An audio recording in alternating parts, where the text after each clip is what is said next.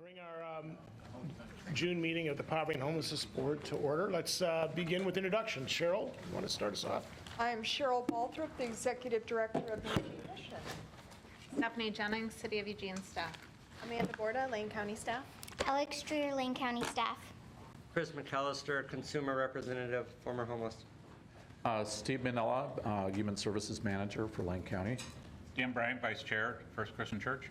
I'm Pat Walsh. I am with Fox Public Relations. Pat Farr, I'm a temporary employee with Lane County, hoping to stick around a while.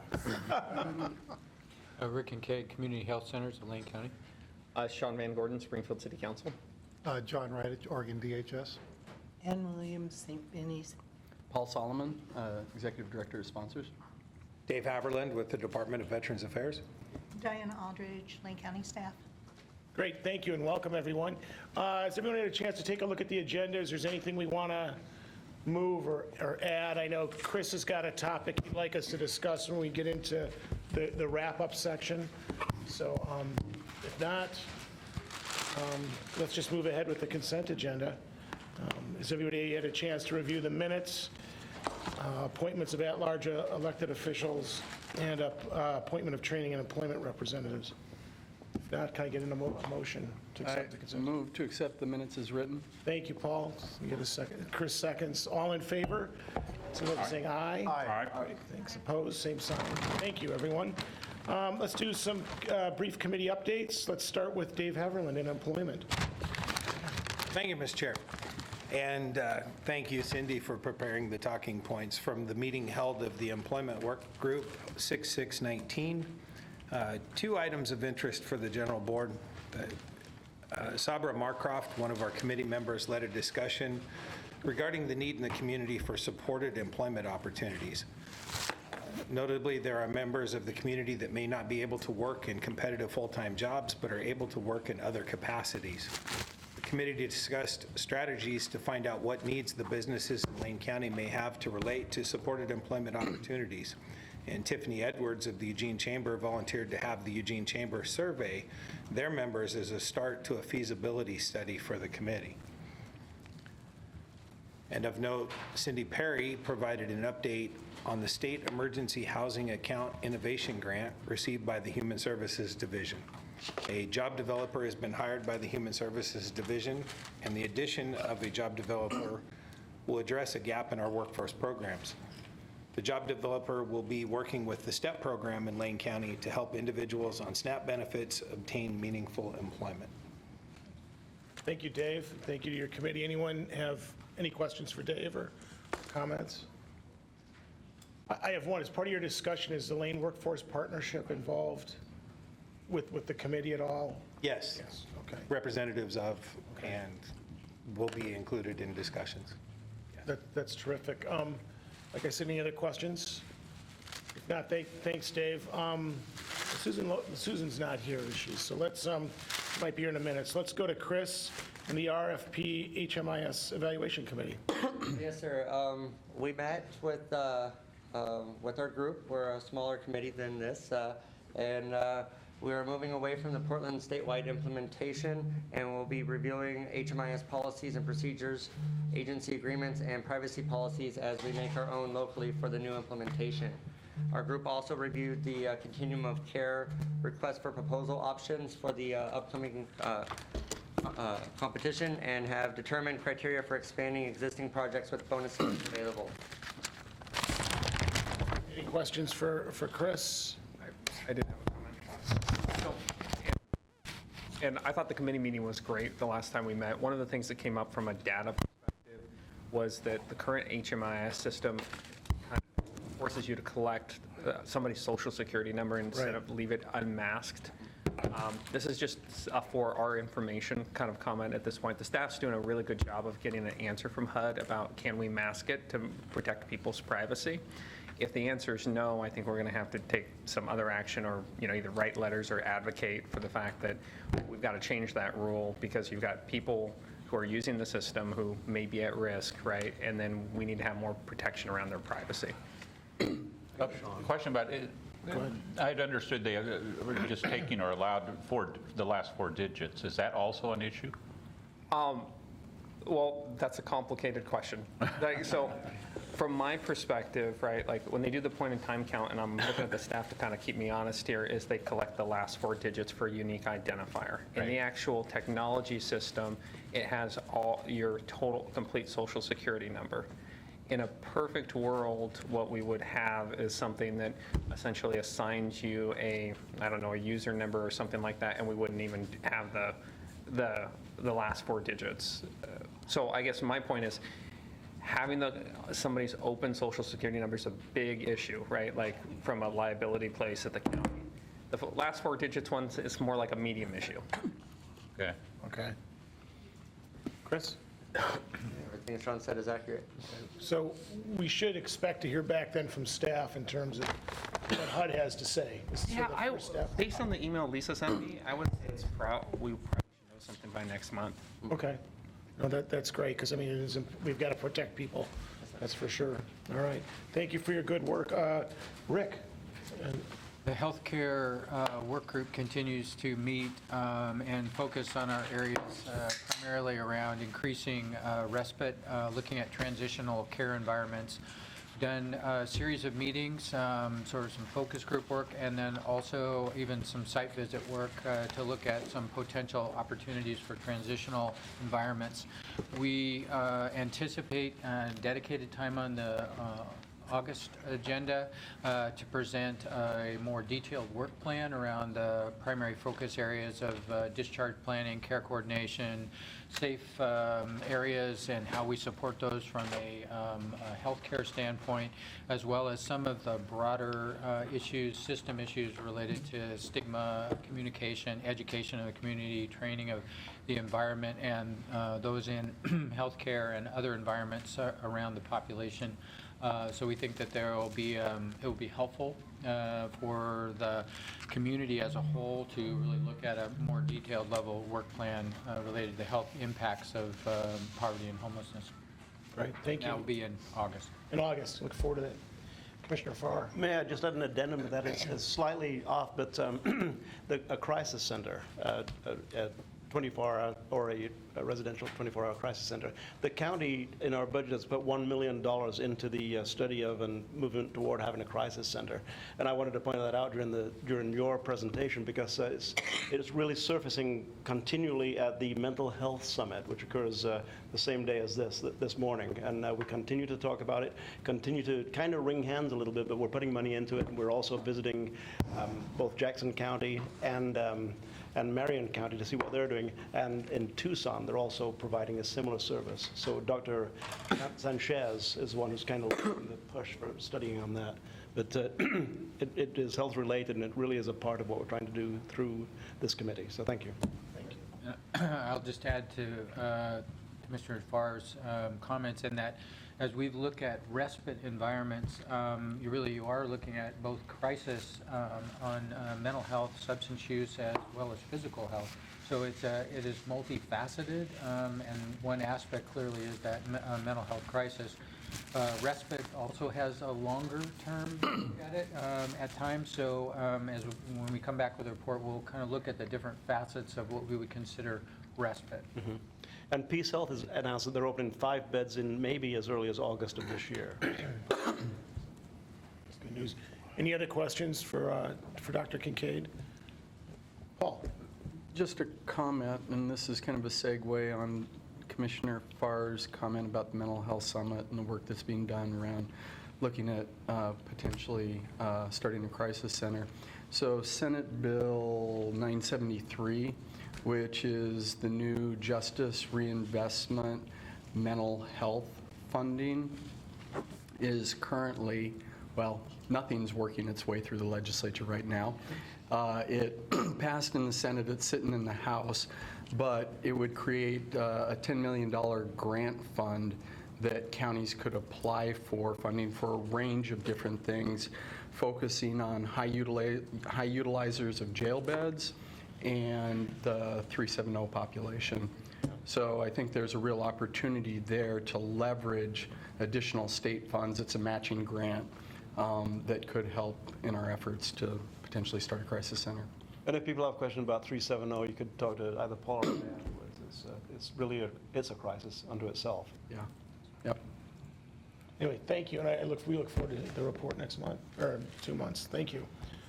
All right, any other questions or comments for our committee chairs? If not, let's move on to a review of the governance charter with Alex. This is an item we're going to have to take action on, so. In your board packet, there is a, what is there? There's a track changes version of the Poverty and Homelessness Board Governance Charter. Page So, 13. Page 13. So per the Community Service Block Grant funding and Continuum of Care, we need to update our governance charter at least annually. The Strategic Planning Committee met a few months ago to review our existing governance charter and make sure it meets all of our needs. So what I'm proposing to you today is that you accept the version of the governance charter that's in your packet with the tracked changes. So if you move towards page 15, there's just a minor change. I'll talk through the substantive changes. A lot of them are just kind of housekeeping, clarifying. If you go to page 19, item C, here we have added, the existing governance charter says that there is at least one homeless or formerly homeless individual representative, so there's one membership slot that is designated for a consumer. And the Strategic Planning Committee recommended making this 2. We currently have 2 consumer positions on the board, but making it systematic and solidifying that consumer voice to avoid tokenization. So we currently have homeless, formerly homeless, representative position, as well as a youth formerly homeless representative position. So the recommendation is to make it those 2 official. And then further down, item 2 is just some housekeeping, changing the name of the public housing agency, adding another option to have a representative of the coordinated care organization. Moving on to the next page, page 20, some changes here on item E, PHB board leadership. Just clarifies the chair and vice chair election process, as well as clarifying that electronic voting for the chair and vice chair is acceptable. And it also adds language, which would be E4, that it is a goal that board chairs will not serve more than 3 consecutive years in order to facilitate more opportunities for leadership. The committee discussed having term limits or more stringent rules, and they decided they wanted to add this language in here to make it a goal to demonstrate that we want to facilitate more opportunities for leadership, but also not be constrained by any more restrictions. And on page 21, you'll notice that there was just a change on item D, number 2, that because it currently said each permanent committee will consist of at least 3 members of the PHB, we added with the exception of any committees specifically designated for those with lived experience of homelessness. For example, LEAGUE, Lived Experience Advisory Group for Unhoused Engagement, has 2 full voting PHB members who are the consumer positions, but it does not have 3. And the Strategic Planning Committee also noted that for further discussion, the governance charter should clarify what is a committee. The language here, we have subcommittees, permanent, functional, and ad hoc, but we should clarify what that means because we use a lot of different language that's not always consistent or clear. So we should clarify what's a work group, what is a subcommittee, things like that. Thank you, Alex. Any questions? Dr. Kincaid. On the, I think you said it was page 19, 2, the ex officio members. Item G is a representative from the Coordinated Care Organization. As you're likely aware of, changes in the CCO delivery system across the state. There may be more than one coordinated care organization in Lane County. So I would recommend some wording to reflect that they may be representatives of coordinated care organizations serving Lane County. Again, because there may be more than the one we currently have. So that this would be appropriate going forward. Chris, that's good. Make sure we add that in. I also wanted to point out on page 21, there's an addition on the top part. It says, the COC, which is Continuum of Care, actively seeks out participation from a variety of groups, and then they added "and experiences." We have a lot of different experiences and different outcomes that may or may not be met in our current network, and so I appreciate this addition.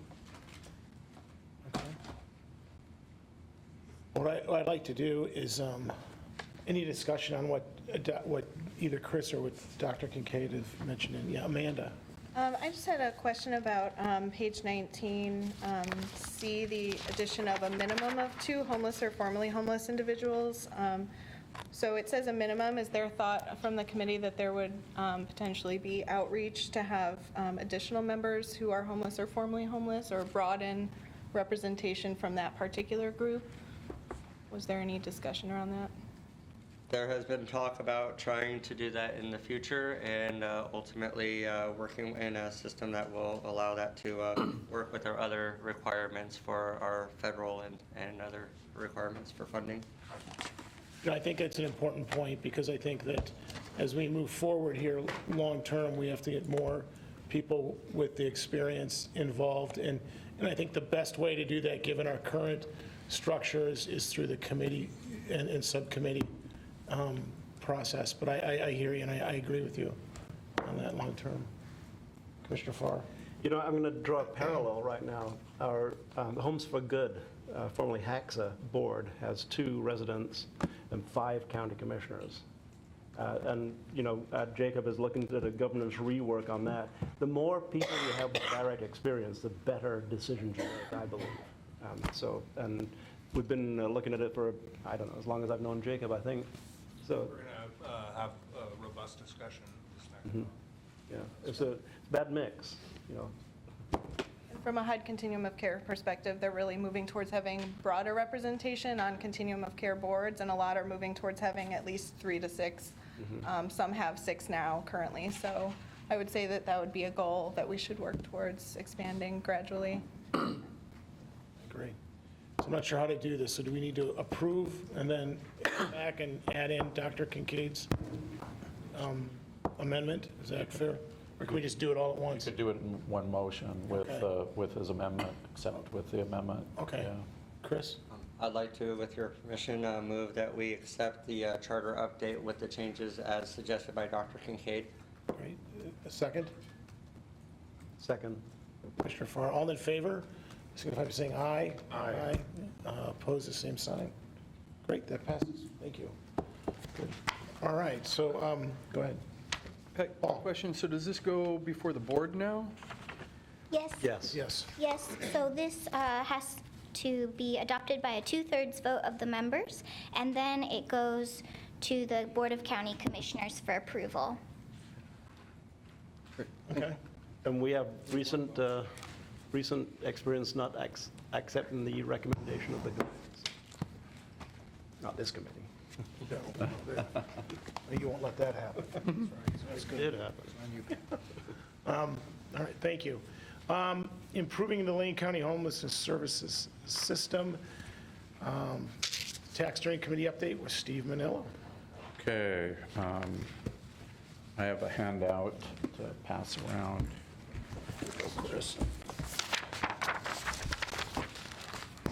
So most people here know that in December of last year, the county and the city of Eugene accepted the report from Technical Assistant Collaboratives, the consultants that we hired to look at our homeless and supportive housing system, and also look at opportunities for additional capacity and additional efficiency.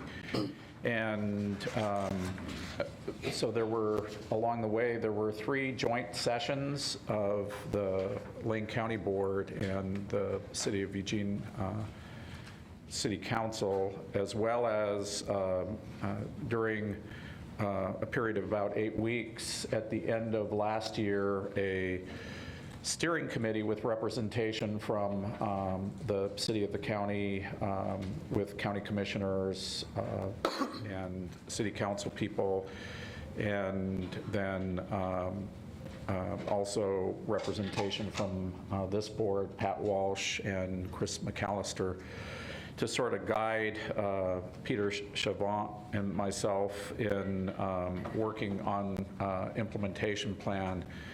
And so what we presented at the last joint meeting was a framework for implementation, and this 2-pager sort of goes over in a general way the framework for implementation.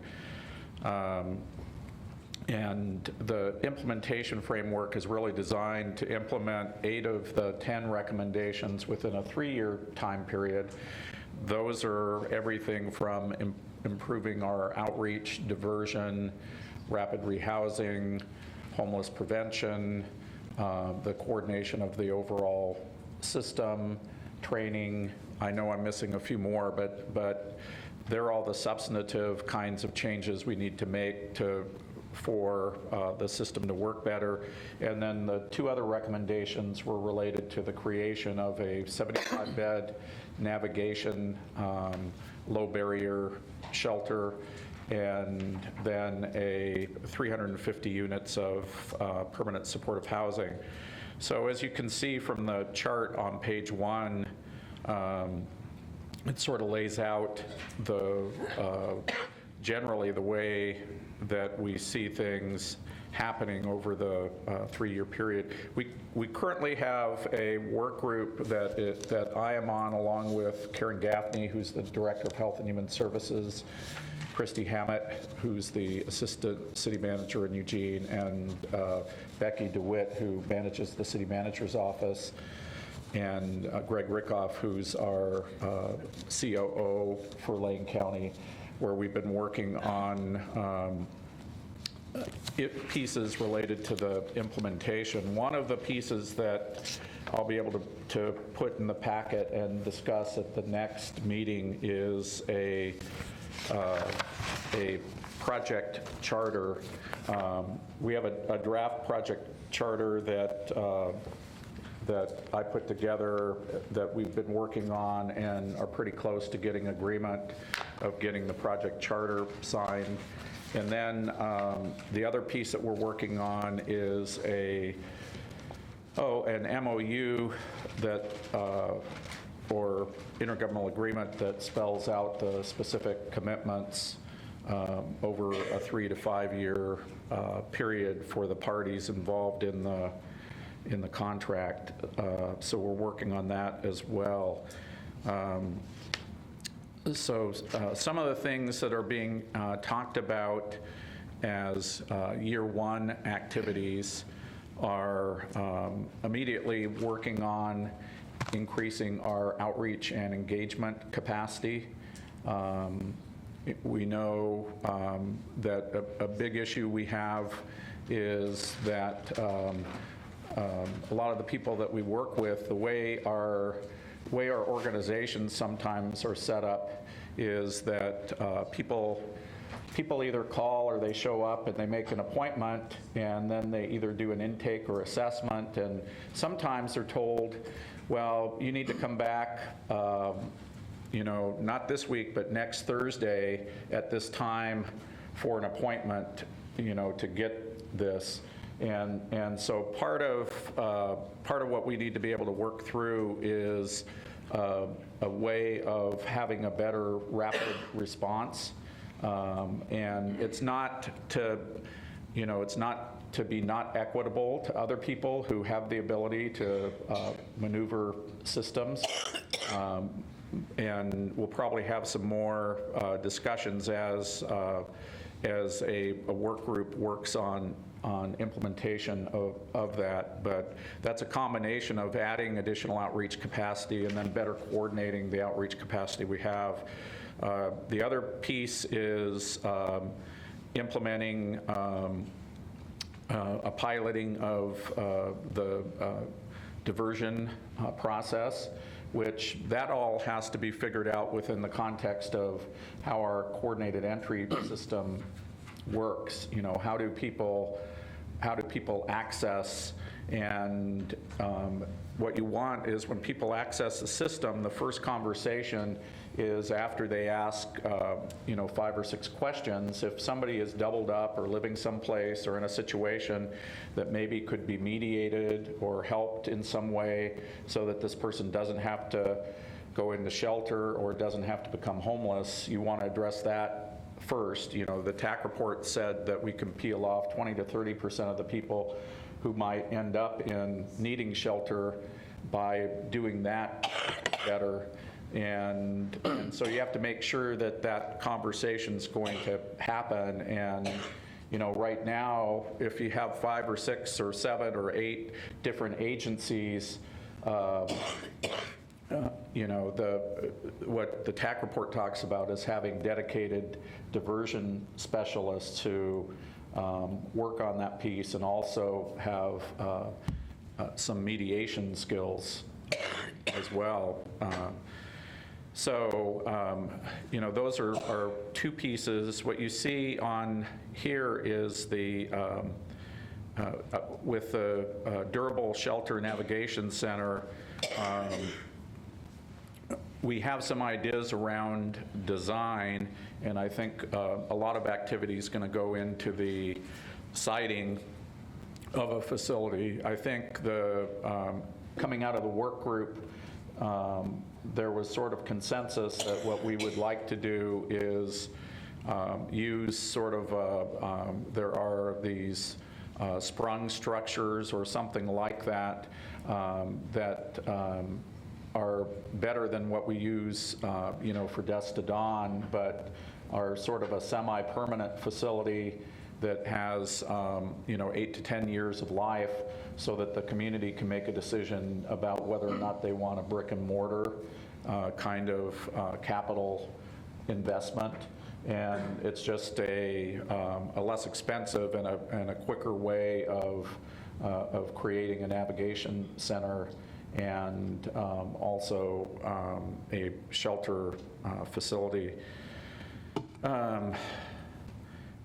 Additionally, and we're starting to work on this, but we have the 51 units of permanent supportive housing that the groundbreaking will be in the fall, the MLK Commons that we've talked about a lot here.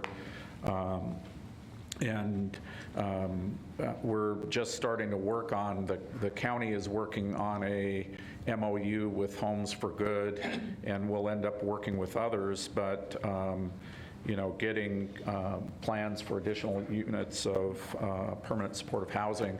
And part of that is really looking at the level of care, because most people, when they look at making an investment like this, it's sort of similar to the discussion Rick was having earlier, that you have people with different levels of either mental health, substance abuse, physical health needs, or it just could be, people with some physical considerations, and we have, more seniors who are aging and have some limitations and need to be accommodated appropriately. So basically dialing in more to what does that mix of housing and services and need to look like. A strategic initiatives manager will be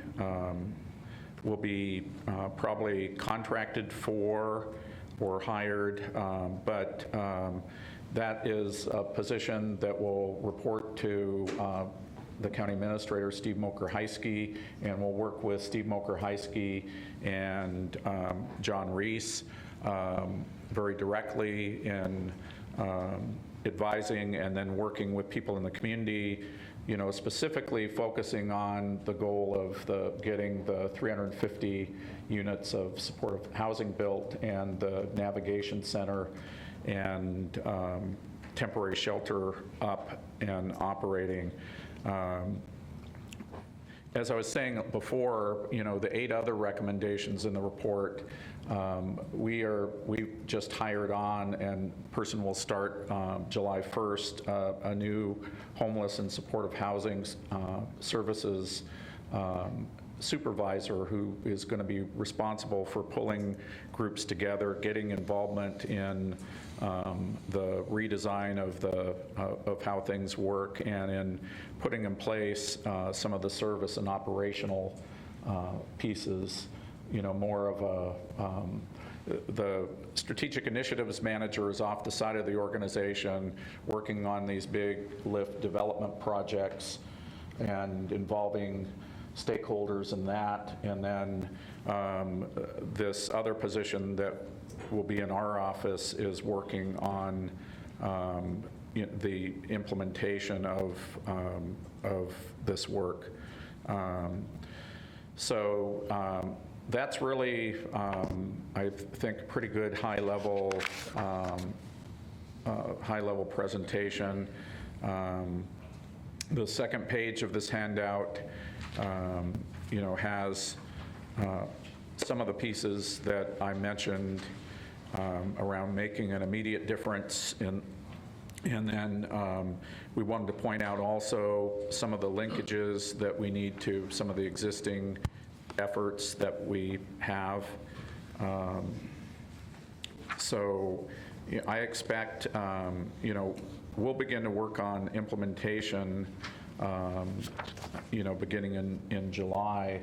And the other thing that we're having conversations about is we want to make sure we have alignment with the Poverty and Homelessness Board and with the committees of the Poverty and Homelessness Board,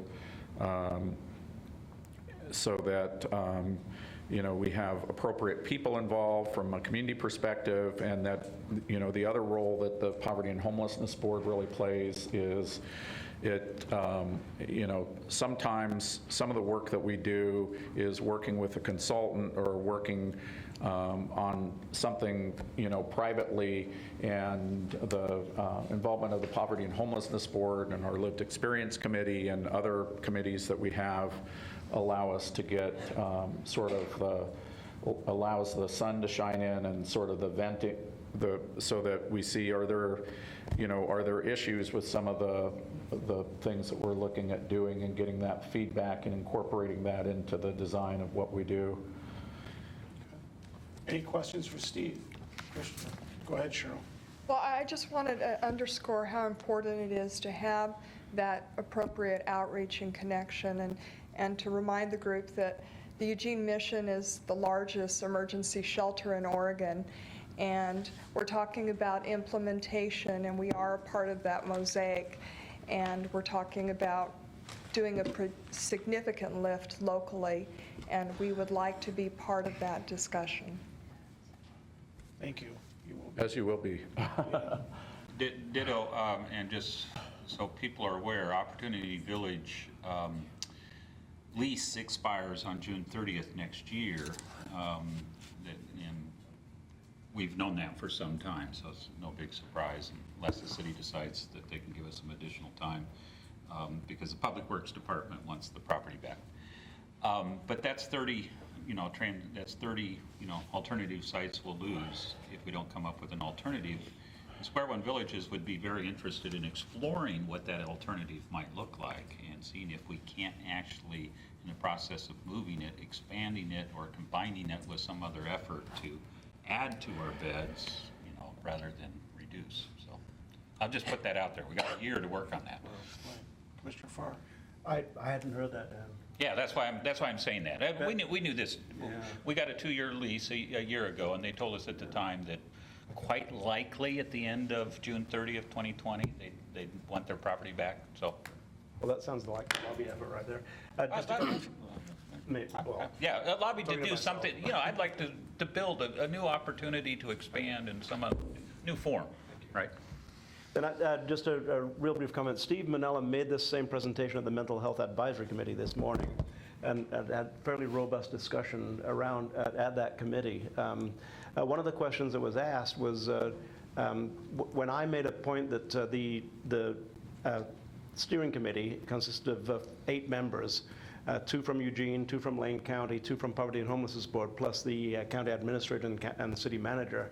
The question was said, well, where's Springfield? And I said this, Sean. I said, Sean Van Gordon sits on the Poverty and Homelessness Board, and Springfield has been involved. Their main effort is focused, they like to focus their effort on families and on youth, and they're doing a superb job of doing that. And I mentioned your name twice, Sean. So, and then the only other thing, 2 things. One, if you don't know how hard Steve Manella is working on this entire issue, he has 1 full-time job, but he's doing 2 or 3 jobs to get this done. When he holds the transformation draft document up in front of you, he doesn't tell you how many hours he's put into that, and it's remarkable. So thank you for that, Steve. And just the last thing on that is that my feeling is that the Poverty and Homelessness Board has an assembly of people who are deeply involved in many different areas. We have a matrix of members. This is the logical place for any strategic planning surrounding the TAC implementation. To me personally, this is the logical place for that to begin, is with this board and its subcommittees. I've not convinced everybody yet. I'm going to go Rick and then Chris. Steve, I just wanted to understand in your discussions, particularly around the temporary shelter, as you expand services, maintain, taper, as the more permanent shelter is built. Do you anticipate that same model to be something that was really part of your rapid response as we, this makes some assumptions around relatively flat growth rate or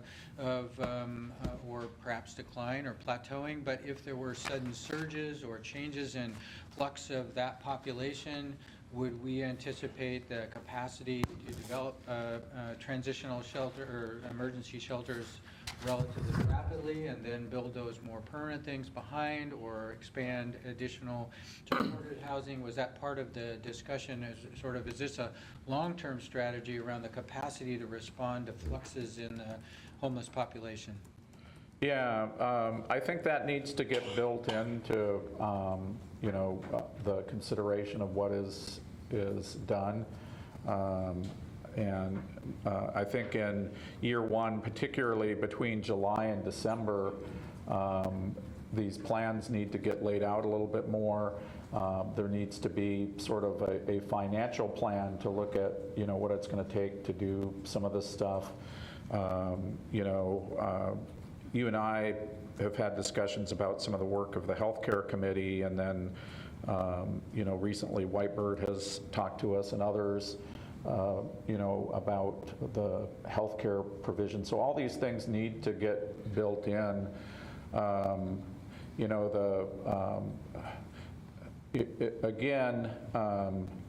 Typically, what happens is there is, when you do something like this, it becomes bound at some point by the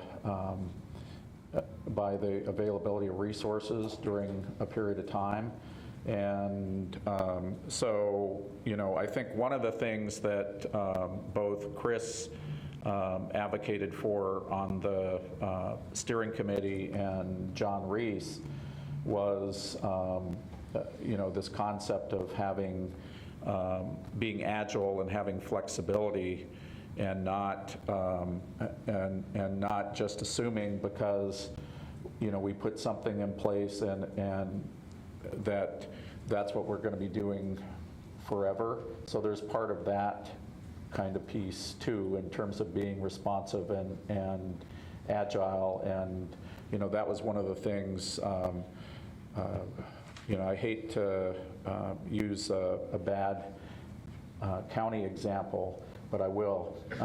Should I leave the room? No, you can, you know about this one, but because we're trying to do something with some of the space there, but, you know, we had, the county developed a youth campus, and we had consultants come in and say, you know, the youth population is going to grow proportionally, you know, the baby boomers kids are having kids, and we're going to be arresting all these more kids, and so we need, you know, 2 additional pods in addition to the capacity that we have.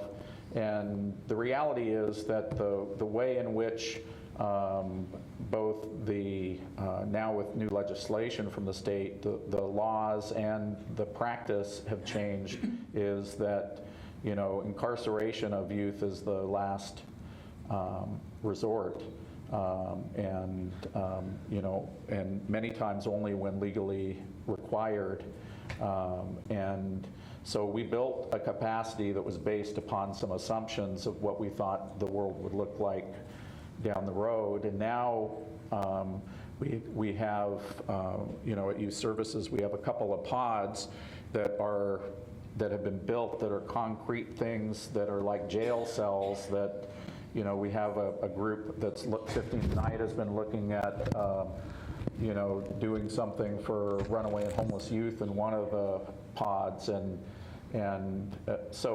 so that's sort of I'm using that as an example of why you want to approach these things. If you have an option that provides you a structure that can be flexible, that can ebb and flow, that you want to do that and not make too many assumptions. You know, the other thing that I'd mention that we have to incorporate in here is, and you're going to hear the point in time count data presentation, is the numbers that you see in the TAC report were based upon, you know, a year ago numbers, you know, we have,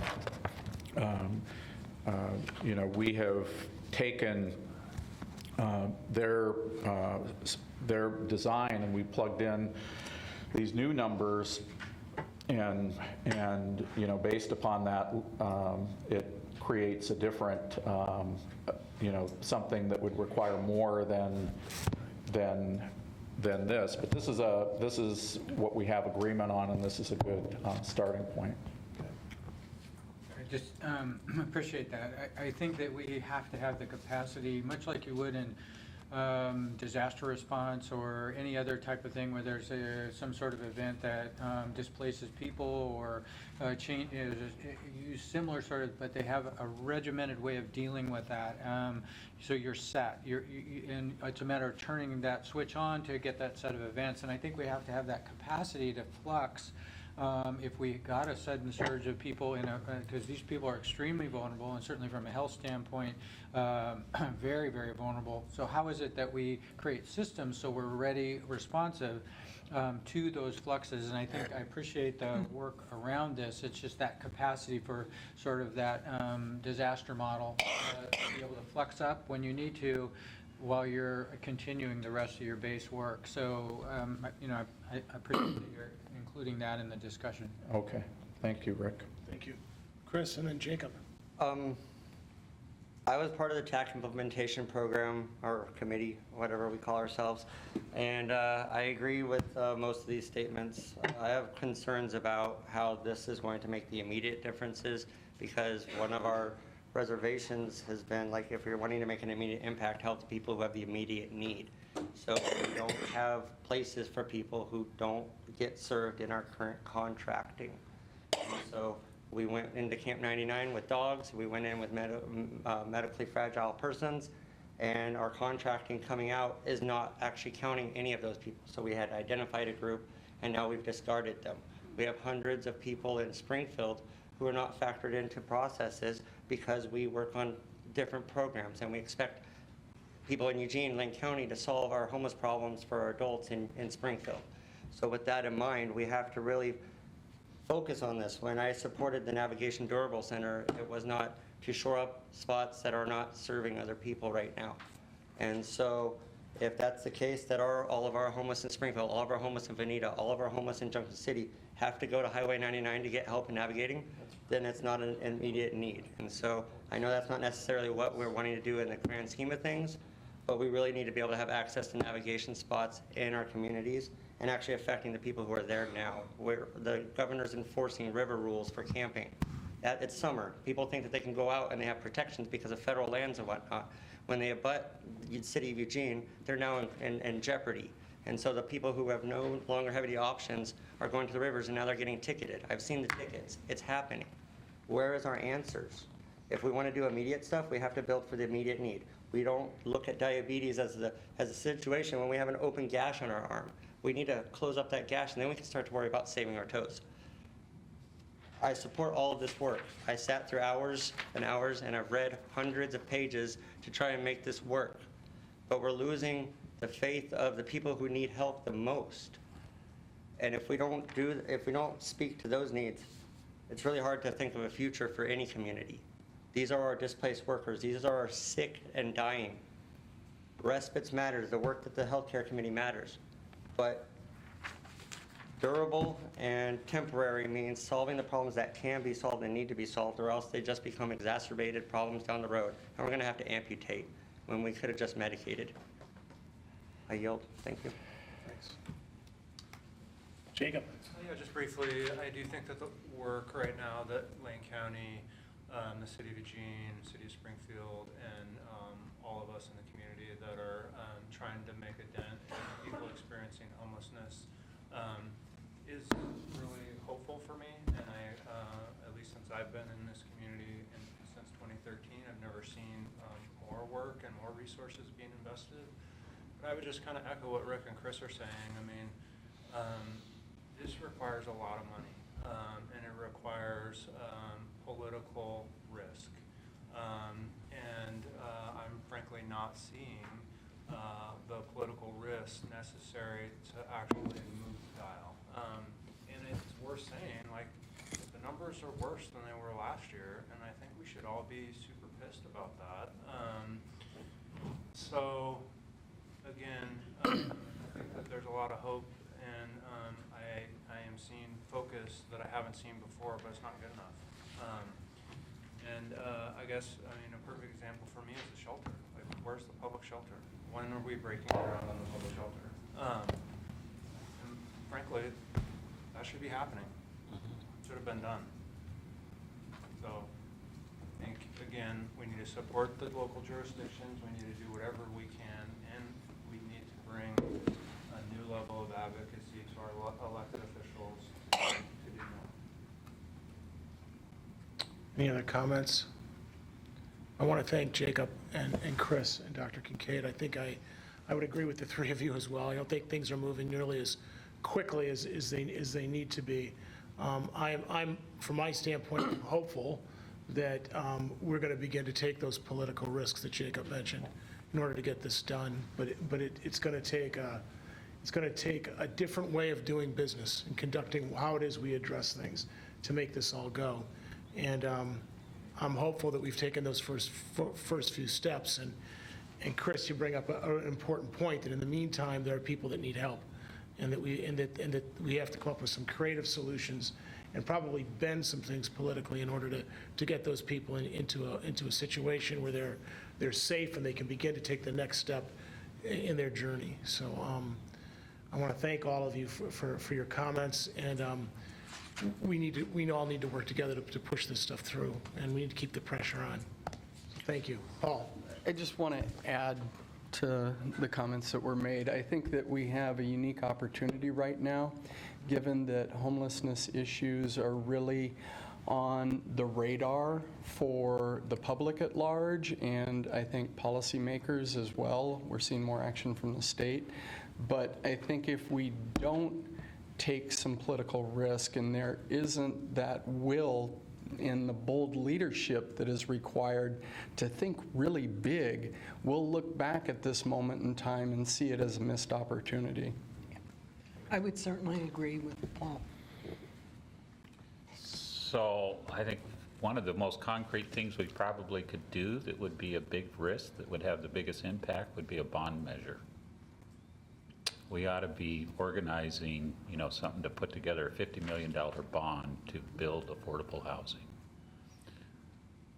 And I don't know, I don't have enough experience in doing that kind of thing to know what it takes, but I know it would be a political risk, and I know, those are sometimes tough, but I agree with you. There's a lot of interest among the public. They want to see something happen. Well, it takes money. Where's the money going to come from? It's not going to come from HUD, I can tell you that. Yeah. State does have some additional resources that are coming down the pipe, but not near enough. Just one quick thing. What seems to be missing here that addresses your point, Chris, and the point that you emphasized as well, is a real analysis of the service centers that exist in every rural community you mentioned. And these are places that are familiar to vulnerable folks. They're already comfortable in Junction City Aid.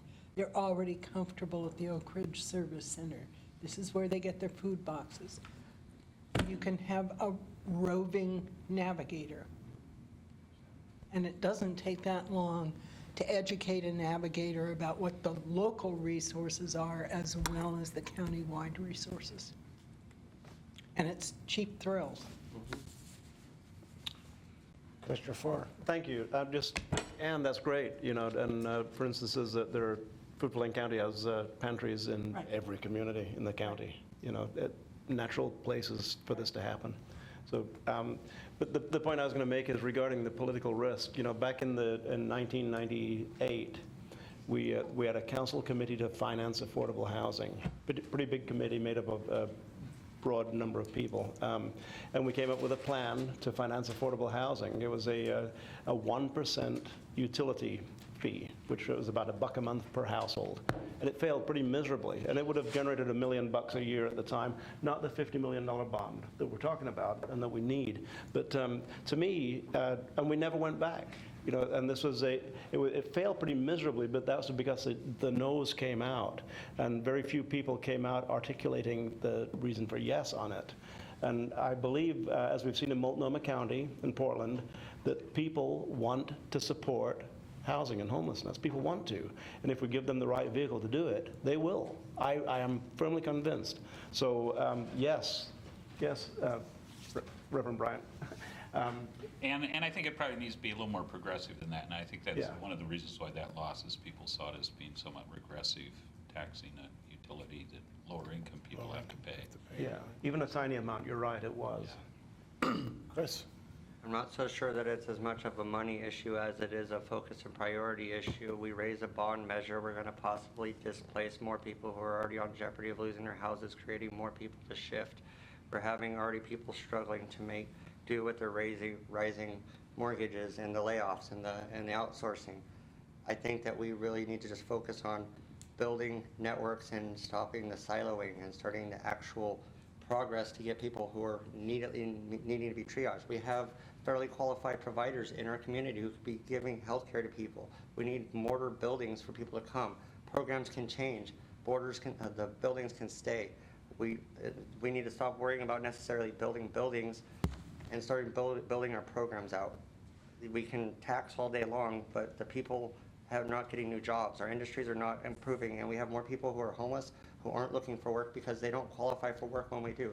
Sarba's work on the employment committee would be possibly a game changer. If we actually embraced our local unhoused who can work into jobs that are meaningful, then maybe they can start to afford our rents that are not going down and are not stopping. The rent protections only help people who are in housing. It doesn't help the people on the bottom. And so if we're going to be advocating for anything, let's advocate for legislature to give us more help. Let's advocate for more requests from OHA to stand up for the people who are vulnerable. We can advocate for a tax thing, but we lost the courthouse, we've lost things, we've lost sales tax. What are we going to pay with things if we don't actually start providing programs that people can afford? I yield. Well, I don't want to leave this is a hard discussion to just say, well, thanks, and we'll move on to the next agenda item. So really what I think we're going to look at does play into our next item, and that is our strategic plan. Because we need to take a look at that strategic plan and make sure we're aligning that plan and our actions with what it is the TAC is trying to accomplish, and where it is we can inform the TAC in terms of how they ought to accomplish it better. So I don't know, this was on our agenda. I'd like to see us go back and take a look at that plan, individually work on some of the things that we're all talking about here today to make things go, and make sure that we're on a track to accomplish some things here in the near and longer future. So I'd like to convene that strategic planning committee and get them moving. And I'd like to, in the meantime, help find some solutions that don't require a plan, that we can actually get some things going. I believe the next strategic planning committee meeting has been scheduled for mid-July. Okay. Well, at that point, then we'll do is we'll get back to this group with a report in terms of how we're doing in terms of matching these two the TAC and the PHB, how we align them, and then also hopefully we'll have some ideas from some of the rest of the people on this table to do some short-term solutions that don't require the plan. So, does that make sense to everyone? Okay. All right. Well, thank you everyone for this great discussion. I'd like to move on to the point in time count, which also helps fuel some of these discussions as well. So Alex, it's in your court. Thank you, Chair. So in your packet, there is the full point in time count report. It starts on page 23, and if you notice, the first page of it says version 1.0. So this is ongoing. We continue to analyze information that we can put into the report. For example, a breakdown of where people were counted based on city. As Councilor Van Gordon and the RFP HMIS Evaluation Committee noted, we are working on our own homeless management information system implementation, and because of that, we have current limitations on pulling and analyzing all of the data that we have, but that will be forthcoming. So I'm going to do a brief overview of the 2019 point in time count that was conducted for the night of January 30th. As a reminder, across the nation, continuums of care, which are geographic regions broken up by the Department of Housing and Urban Development, conduct a point in time homeless street count. They are required by HUD and by the state of Oregon. We are required to complete these counts at least every 2 years. That's why sometimes you see reports that analyze all continuums from the current year to 2 years ago, because not all continuums conduct a point in time count every year, but we do. So our point in time count counted 2,165 people experiencing homelessness. This is a 32% increase in the total number of people experiencing homelessness compared to the previous year, 2018. The majority of this increase was in unsheltered homelessness. We counted 426 people staying in emergency shelter, 106 individuals in transitional housing, which is counted as sheltered because transitional housing is not a permanent housing opportunity. Overall, 1,633 individuals, families, and children were without shelter. Of those, 411 were in alternative to shelter programs such as car camping, Dusk to Dawn, Opportunity Village, community-supported shelters. Those are considered alternative to shelter programs. And to clarify, the point in time count, the official count, is looking at people experiencing literal homelessness per the HUD definition. So for HUD, these alternative shelter programs, while they provide safe sleeping places and they are local community initiatives to address a growing problem, they are not counted or classified by HUD as shelter. We counted 841 chronically homeless and 84 families with children.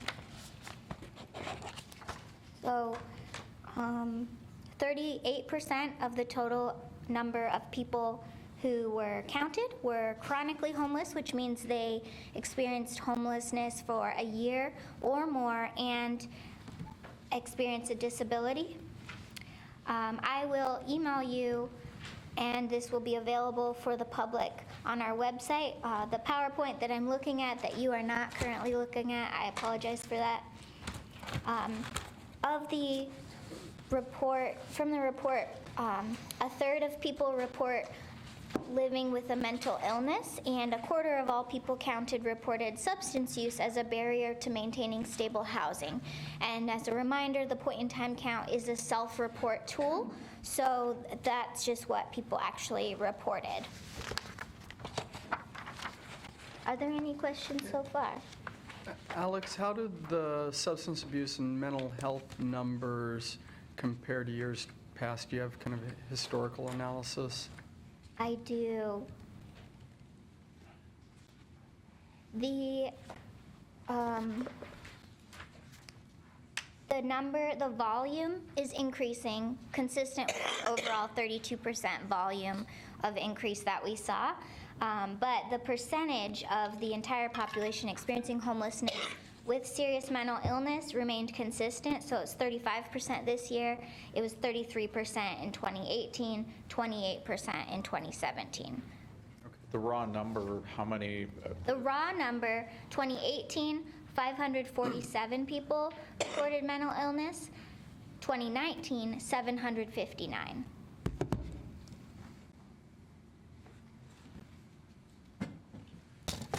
And so you can see the full report in your packet. And as a reminder, the point-in-time count it's a 3-part survey. So we're counting the people who are experiencing unsheltered homelessness, which involves the huge volunteer actions of the street count, as well as looking in our homeless management information system for people who've accessed services at that time to count them as well.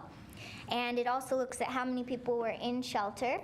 And our housing inventory count, which is how many units does our community have dedicated for people experiencing homelessness or at risk of homelessness. So our housing inventory count is on page 33, where we analyze the inventory usage, how many units we have, and dedicated for people who are homeless or formerly homeless. Overall, our total units increased, our total beds increased from 1,300 in 2018 to 1,579 in 2019. Permanent supportive housing inventory increased quite a bit.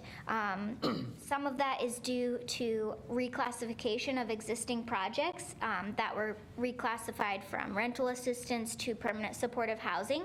Our transitional housing units increased, our housing stock increased quite a bit with the last year because 2 transitional housing projects were opened for youth, for female identified individuals. That's the Youth House, St. Vincent de Paul, as well as Looking Glass transitional housing. So Alex, were there more or fewer or the same number of people out counting this year? The number of volunteers participating in the count was comparable to last year. So the methodology is consistent. When we show you analysis of the point-in-time count, we look back to 2010 because that's where we can see consistent methodology to compare. And I will just add something that just came out. I just received it in my email box today. It was released June 2019. I don't know which day in June. The Hub for Urban Initiatives has reported or analyzed California continuums of care, comparing their 2017 and 2019 homeless counts. And I will email this graphic for you. Envision, if you will, the map of California, and most of it is red. And red meaning you saw an increase in people experiencing homelessness.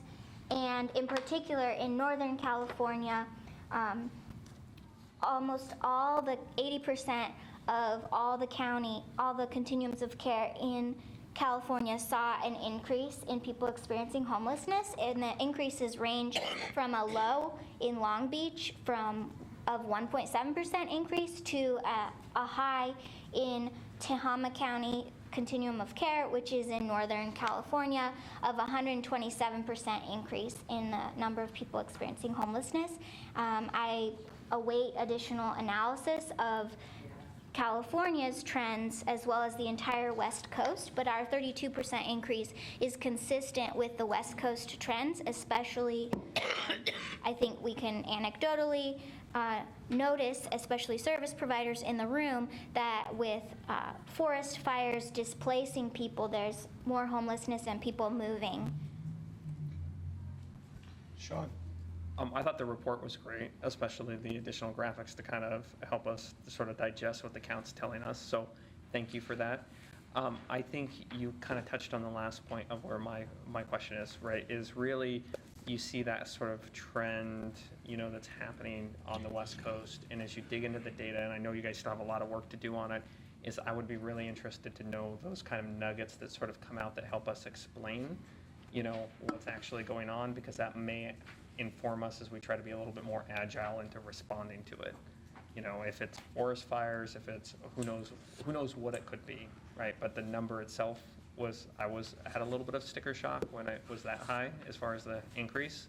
So any sort of those nuggets that kind of fall out of that would be really helpful. Dan? Yeah, I made the mistake of calling one of our reports a couple years ago a horrible report, meaning the data was horrible, not the report. I had to apologize for that remark, but the data is very well presented, and thank you for that. Can you tell us what the increase in the shelter beds, 67 additional beds this year, is that, did the mission increase beds? I'm not aware of additional shelter beds.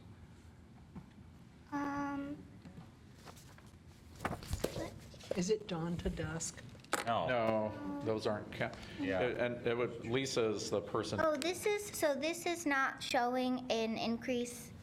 The Exhibit 8 in your packet on page 33 is only showing 2019 information, comparing vacant beds to total beds. Oh, I see, I misread that. I got you, I misread that. So Okay, actually, thank you. we lost a I'm- tiny bit of shelter capacity as some Then beds just, were set aside for projects. yeah, thank you. One editorial comment. I did a detailed study back in 2015, some of you may remember, looking at nationwide, comparing the PIT counts with the populations to get a per capita, and discovered we had the highest per capita unsheltered population of anything north of Los Angeles. I mean, it was Atlanta, Florida, Honolulu, Los Angeles, Georgia, but I mean, it just says something to me. And now our data is way worse than it was in 2015. And if you just look particularly at that graph and seeing the number of unsheltered, that's where the biggest increase is. So I can only imagine if we did the same analysis today, it would even be worse. Paul? Alex, I may have missed this while I ran to the bathroom, but were you able to draw any conclusions around the increase and what is driving it? Well, I can tell you, having recently working on the community needs assessment and analyzing data that's available, the point in time count is a snapshot and looks at demographics. It's a full census survey, and we ask people their demographics and their conditions, but we are not having conversations with people about what each unique experience. I can tell you that Oregon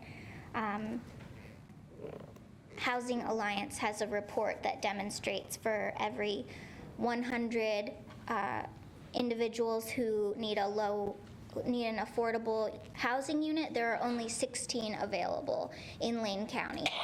And their analysis demonstrates that the units and the need for affordable housing doesn't match the need, as well as analyzing what wages are, what social services are available for people if you're unable to work. Refresh my memory, did we ask where their last permanent residence was? I remember we had some debate about that. In this year's survey, we asked the zip code where they were last housed. So do we have that data yet? No. Okay.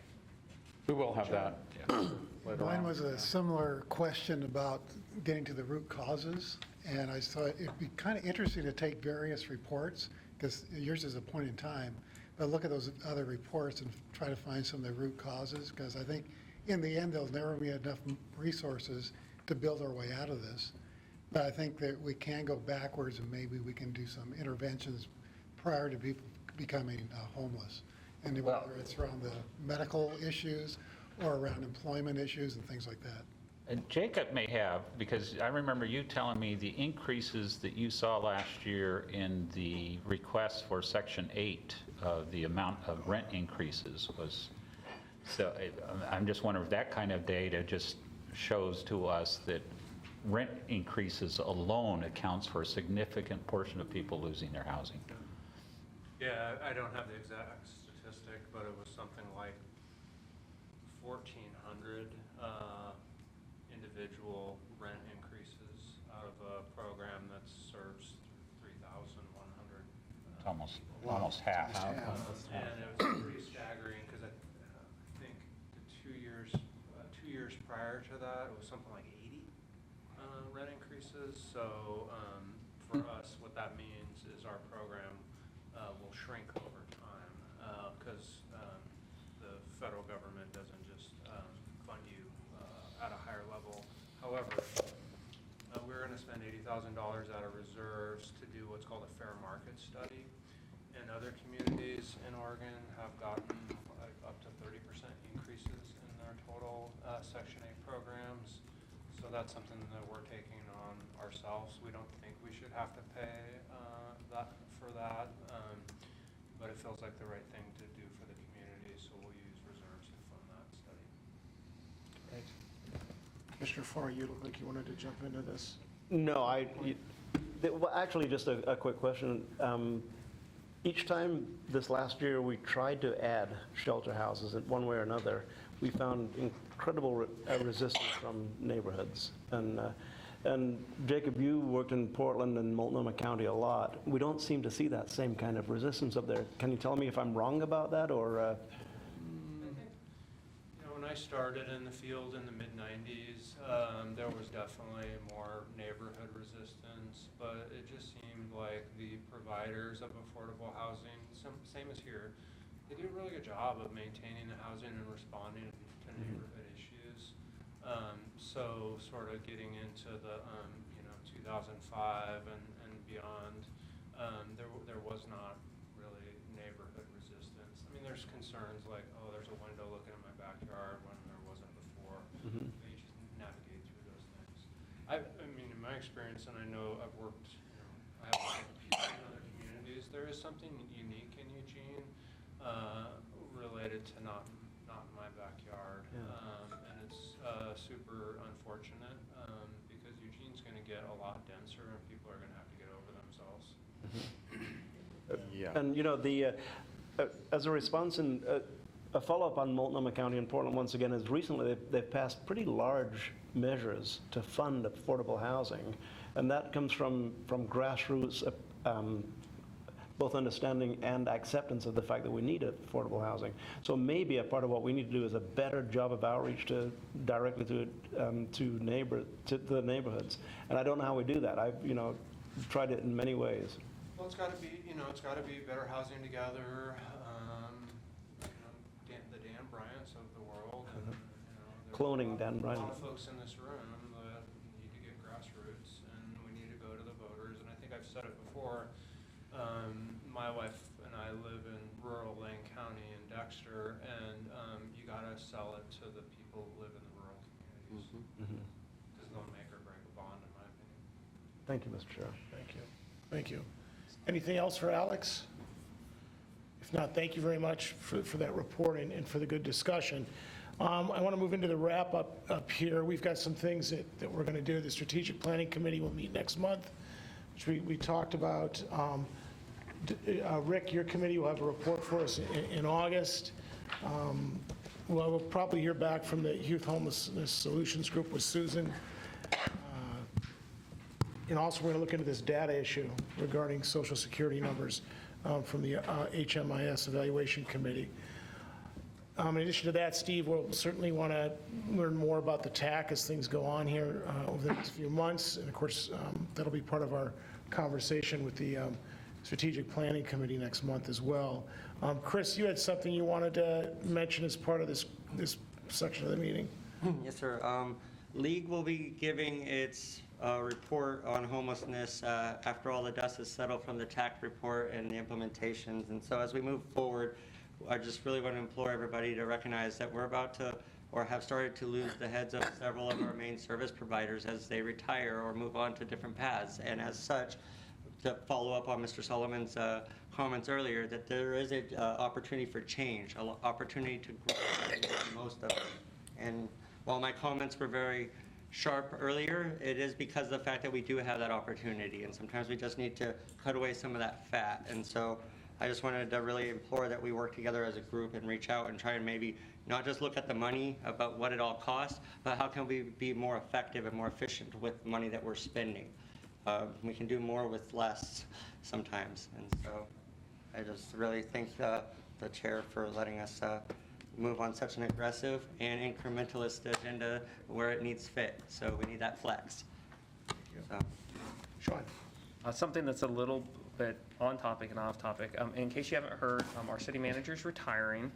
So that's unfortunate for the city of Springfield because he's really great at his job. The city council is doing interviews next week. There's candidates in for replacements. So the community event, so where you can come out and meet who the candidates are, ask questions, interact with them, is the 27th, June 27th, from 10 a.m. to 12. It's at the Springfield Justice Center. It's at the emergency operations portion of there. They'll be there asking questions, and you'll have an opportunity to give us feedback before we make a final decision. Great, thank you. Good thing to go to. All right, with that, I want to open up the public hearing. The place to go to be heard will be sitting next to the microphone next to Jacob Fox, here to my left. Chris Cunningham. Everybody has 3 minutes, so go ahead. Thank you.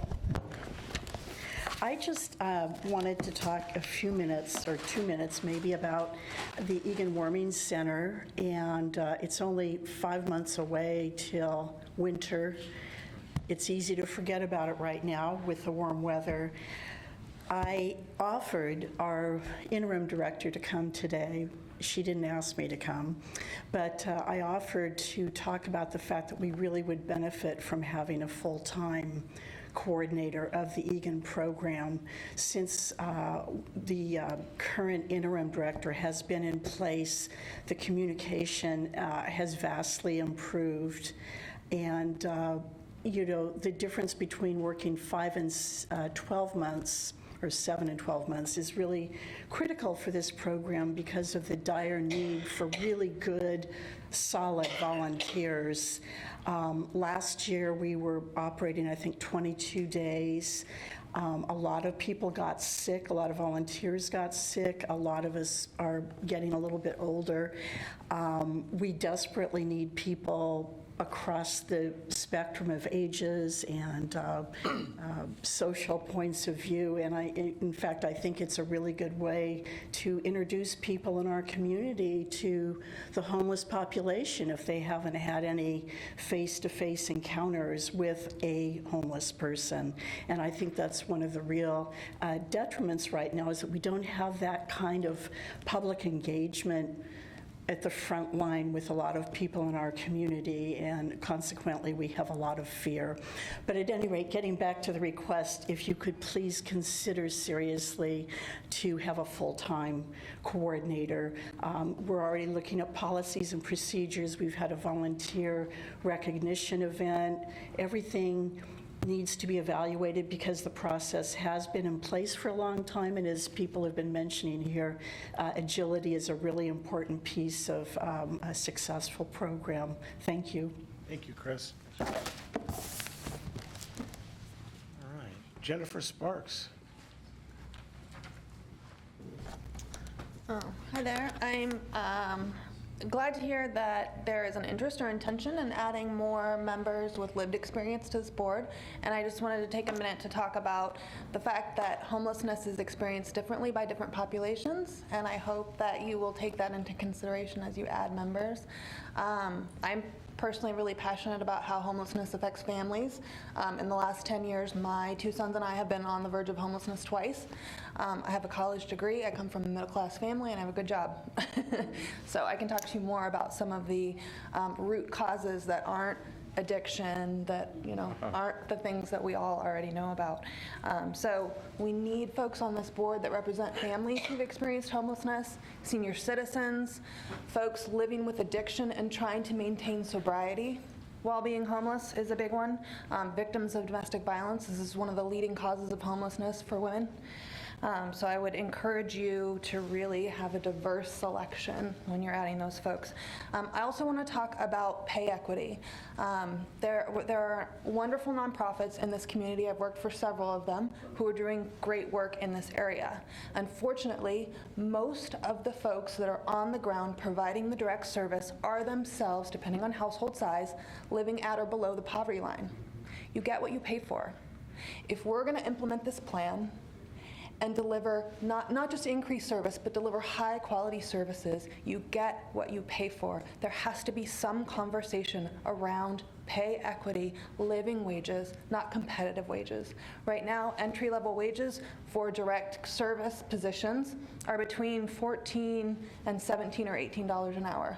You can't rent a one-bedroom apartment in this town for that much. I love doing direct service. I don't do it anymore because I can't afford to. I have 2 children and I'm the sole wage earner for our family. It's sad to me that some of the best folks, most qualified folks, can't afford to do this work. And so if we're really going to find real solutions to ending this on a permanent level, we have to look at what we're paying the direct service providers. Thank you. Thank you. All right, let me see. Is Heather? There you are. Is that Heather Selecki?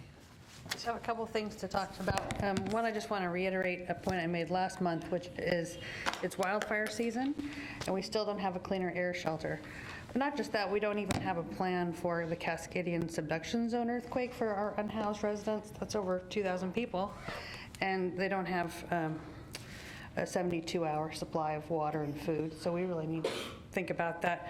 On the 26th, next week, Wednesday, at the First United Methodist Church, Egan and the City of Eugene is hosting an all-hazard weather events workshop. So if any of you can come to that, that would be one place where we can have this conversation. The other thing I'm going to ask you today is to take a political risk to move the dial, and that is to declare a housing and homelessness state of emergency. The housing affordability crisis, coupled with this unprecedented level of people who are living unsheltered, has caused a human rights crisis in size and scope that must be addressed at this level. In Portland, they declared a state of emergency and used it to create sustainable solutions that have been really benefited the community, including expeditiously allowing for temporary housing and issuance of permits related to shelter and alternative shelter siting, creating an expeditious process for design review of affordable housing, and creating permanent sites for day storage units. They were able to use the momentum from this declaration to get that affordable housing bond passed.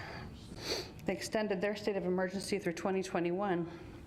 In Seattle, the county administrator made all King County department directors responsible for addressing the issue of homelessness, identifying surplus facilities and properties that could be moved into service quickly. They opened a shelter in the wing of a county jail that was not used, and they're building modular and micro-home communities. This year in Seattle, their point-in-time count was a decrease of 17%, the first decrease in homelessness in the region in the past 7 years. In Lane County, our number continues to increase. Women are facing violence and sexual abuse. People are challenged to survive. We've got thousands of people living outdoors and in their cars, and we really need policies that don't ignore that reality, but instead take actions that address this crisis immediately. Some of the ways we see this as helpful would be to really push that TAC implementation through.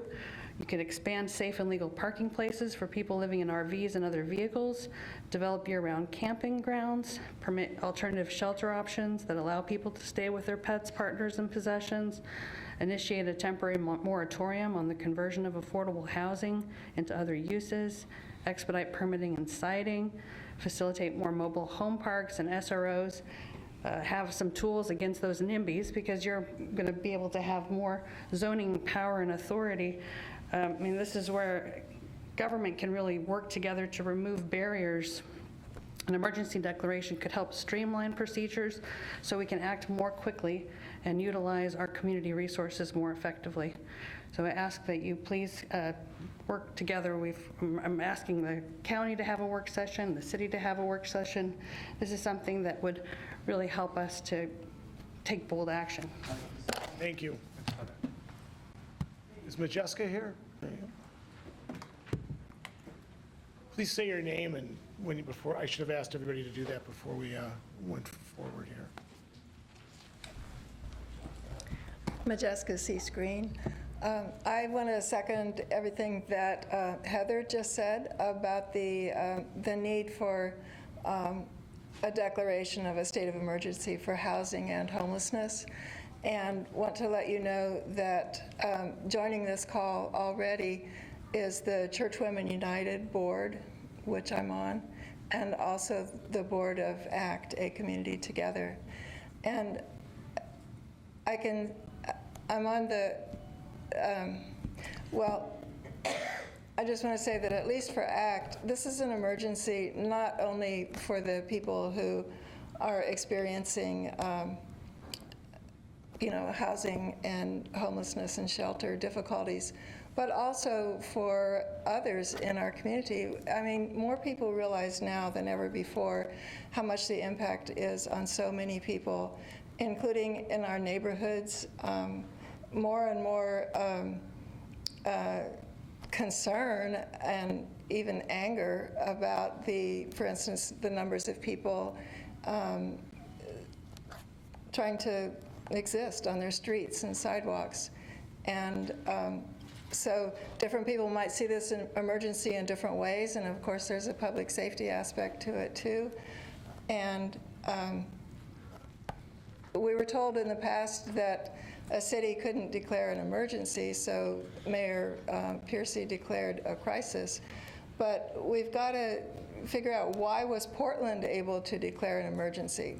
Something's got to change here. We really need that next step forward, and I really urge you folks to do what you can, again, to get the county and the city, Springfield also, if they would join in, to declare the state of emergency. Thank you. Thank you. Ann Milholland?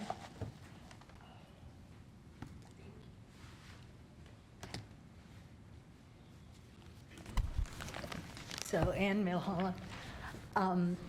I'm here just to inform you about an educational event that the Human Rights Commission and its housing work group, homelessness work group, are sponsoring in July, on Wednesday, July 17th, in the park blocks. And this will be start out with a gathering where we are inviting all the agencies, providers, county and city, to have tables so that we can have a community conversation on issues with homelessness, and that would precede a showing of the film Tony, which is about homelessness, featuring an individual in San Diego. But what's unique about this film is that Tony and the filmmaker go to different cities around the country and talk about what's working in terms of implementation, places that have actually had the equivalent of a TAC report, and what has and has not worked. So it's actually a very practical film for consideration of what to do. So I brought some flyers. I'll leave them there. You're all invited to come. Great, thank you very much. And just real quick, one, I'd be interested in the resolution emergency, and obviously we have very little power, I hope people realize, but we can have maybe a little influence on the county and the city. And so basically any resolution we pass would be just urging the appropriate bodies to act. But send me that and I'd be glad to look at it.